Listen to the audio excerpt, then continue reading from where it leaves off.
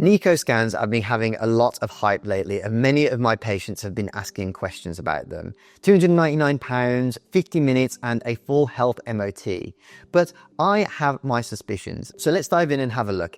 Is this going to be the future of health checks, or is it just another wellness gimmick? So what do you actually get in a Neko scan? So let's break it down. First of all, we look at your cardiovascular system. So essentially your heart and your blood vessels. So one of the first things they talk about is ankle-brachial index. So what that's doing is comparing the blood pressure in the ankles compared to that of the arms. Now, the first signs of vessel narrowing usually happen in the legs because of gravity and there's more turbulent flow down there. So it's a bit like when you pinch a hose pipe, less water comes through because it's trickling through. Therefore, the pressure is lower. So if the pressure is lower in the legs significantly compared to the arms, that is a sign that you're getting early stages of vessel disease. So this is known as peripheral artery disease of the arteries in the periphery. But it is an early screening sign, but I will explain later why I think that this is good, but maybe doesn't go far enough. The other things that they look at are an ECG, so an electrical heart tracing, blood pressure, which obviously they've done to get your ankle and your arm blood pressure. Then another thing they look at is pulse wave velocity. So that is saying that when your heart pumps, how fast the blood is traveling through the artery. Now, if something is stiff, again, imagine a garden hose, the same amount of water through a stiffer hose is going to go a lot faster. Now, they sell it as a way to determine your vascular age. I hate those sorts of terms, but it is showing how stiff they are getting, which is kind of a sign of hardening arteries as we get older. Then they look at your bloods, and I think straight away there are some things that I'll talk about in a moment, but they look at your cholesterol profile, so your low density lipoprotein, high density lipoprotein, your HbA1c for diabetes. One thing that is really good is they do high sensitivity CRP, so that's an inflammatory marker but a high sensitivity one. However, I always like to do homocysteine and uric acid alongside that to really kind of get a full inflammation profile, but at least they're doing this. They look at your fasting glucose. Again, I've talked in previous videos about why I think an all glucose tolerance test is the best, and I can talk about that later. Then they'll look at your hemoglobin, so your red blood cells and your white cells as well. Then this is the thing that surprised me. When you look at the website and you kind of see all of the marketing stuff, you assume that you're going to go into this futuristic, what I thought was a variation of a DEXA scanner. But now that I've looked into it, I realized that it's basically a skin mapping, so 3D full body mole mapping, which is brilliant. And they do dermoscopy as well with it, which is great for identifying any potential malignant skin lesions and also tracking it over time. You know, it saves you having to go to a private dermatology clinic to get this done. But I thought that this was going to be a much more in-depth scan like a DEXA, which is going to tell you a lot more about your longevity. Then they'll do some extras, like they'll take your grip strength, which is brilliant because it's one of the most important determinants of longevity. Your grip strength is correlated to your muscle mass.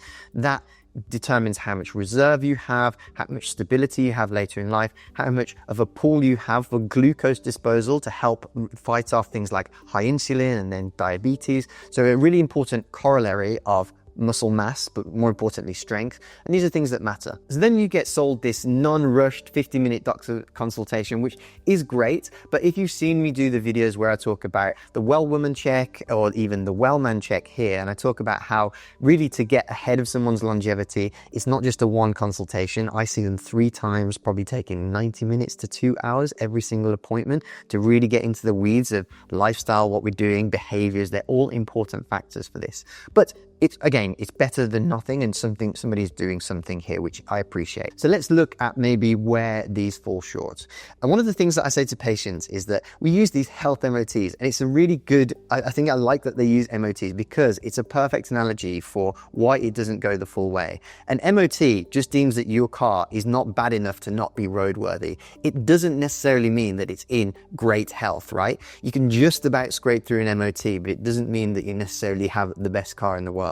And that's a really good analogy for this, because while this is good, and I will never criticize things that are trying to get people to take a proactive approach to their health, that they are, you know, for relatively cheaply doing some things that are at least going to give them some warning signs. But my kind of bugbear or my beef with this is that it just doesn't sometimes go deep enough. And sometimes it's either at worst kind of giving you false reassurance that things are okay when they're not, or just not going deep enough and not addressing or scratching the itch that people are actually trying to satisfy. So let's look specifically. So the bloods, for example, I feel like they don't go deep enough here. There's no APO-B, which is the #1 marker of atherosclerotic cardiovascular disease. So some of these things that we're screening for, like this is the #1 thing that we need to be tracking, and they don't offer that. LP-A, lipoprotein A, such an important genetic factor for whether people are likely to develop heart disease or stroke. 1 in 10 people have it.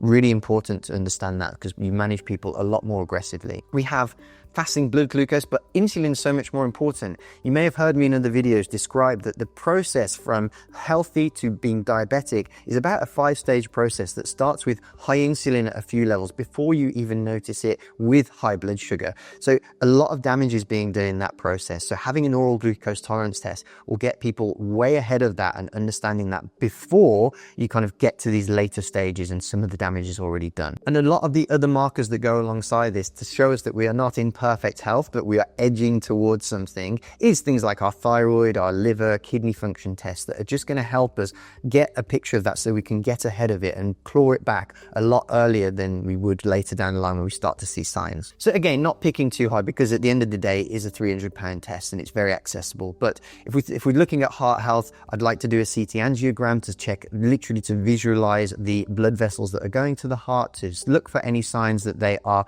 being narrowed or have any calcium deposits that's going to put people at risk of a heart attack. Again, alongside measuring the APO-B, really important. Now, great that they do the mole mapping for cancer detection, but that is just one small facet of cancer detection. I would love to see a situation where they do maybe a true check, which is a liquid biopsy where essentially what we're doing is taking a blood sample to see for any early signs via DNA that's kicked out by cancer cells that there is any cancer circulating in the body. A really great early check for screening for any cancer at all. But my biggest qualm is what I said when I saw this scanner. I assumed that it was going to look at things like the DEXA scan, which is going to say how much muscle mass you have, how much visceral fat you have around your organs.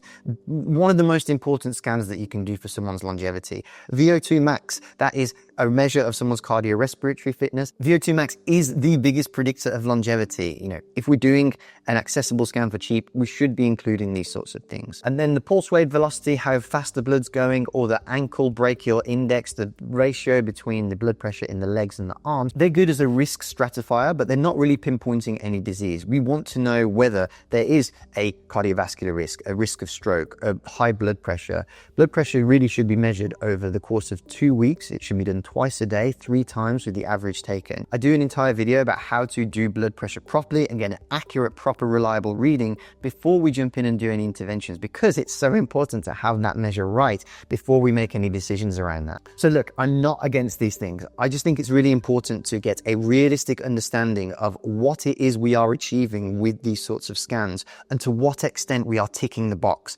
I think it's a bit of a risk when people go, oh, well, I'm absolutely fine because this was okay. Whereas actually there may be some things deeper under the surface, or maybe it just means that you need to come back more frequently than you think to address that issue when it kind of rears its head. But, because say if you've got a raised blood glucose or an abnormal ABI or pulse wave velocity or cholesterol profile, these are things that if we'd have dived deeper, we probably could have seen before we're kind of getting these signs now. So if you want to understand what I believe people should be doing for a comprehensive longevity profile to really risk stratify them and understand where they're at, I recommend that you go to the Health Mapping Clinic website and look at the Health Mapping protocol, which will give you the list of all the investigations to really get ahead of things and understand where we're at. But there we can see all of the things that we need to risk stratify us and help us understand whether we're on course or off course and how we can correct to stay as healthy as possible for as long as possible. But if you'd like to find out some more stuff about this and how you can really maximize your health from all aspects, I recommend that you check out the channel and subscribe, because we're putting out videos every week for this. But otherwise, check out this video here, which will really help you go a little bit deeper. Thanks for watching. I'll see you in the next video.